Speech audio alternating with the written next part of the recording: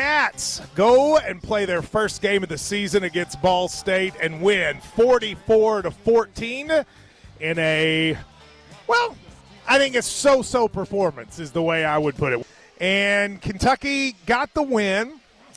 I actually, it was interesting to listen to Mark Stoops if you heard his post-game comments, because it was clear to me that he thought Kentucky, he had the exact same view I did. If you watched last year, one of the things that was very frustrating about this team is even easy things that should have been simple, things that shouldn't have been difficult, this team really struggled with. They would struggle with extra points. They would struggle with snapping. They would struggle with basic tackling. That didn't happen today. And he said we did all of the little things right. And so there are some things that last year we couldn't take for granted, like can we get a field goal off without fumbling the snap? All of those things happen. Max Duffy's sort of scouting report on the kicker looked great. I thought for most of the game, the offensive line was pretty solid. Our guys, we had one or two drops, but we didn't have a ton. So the little things went well. But there were some problems. And I think the ones that stuck out to me, probably the biggest, was it just did not feel like the Kentucky offense, even though they scored 44 points, it's actually a little misleading because, you know, one of them was a defensive touchdown, one of them was a kickoff return. It never felt like, to me, the offense totally got in sync. And specifically, it never really felt like Devin Leary totally got in sync. I think there's probably been a lot of people that have had high expectations for Devin Leary, in large part because a lot of people, he was the number one transfer quarterback in the portal. There were people like my guy Freddie Maggard who thought he was as good, if not better, than Levis. So there were very high expectations for this guy.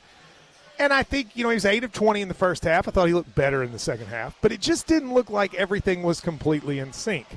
Now, Mark Stoops suggested a little bit on the postgame that maybe that wasn't all on him, that there were play calls that got in late, thus making it to where sometimes he thought one thing was happening, the receiver thought the other thing was happening.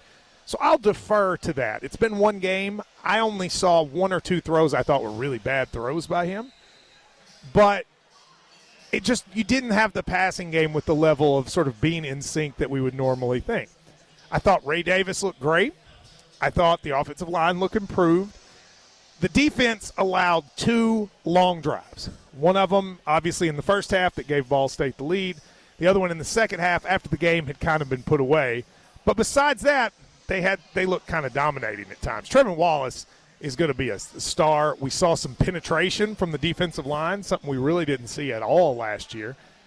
And Kentucky did win by 30. I mean, it's easy to look and go, well, it didn't feel like a great game. We still covered the 26.5 and won by 30 points.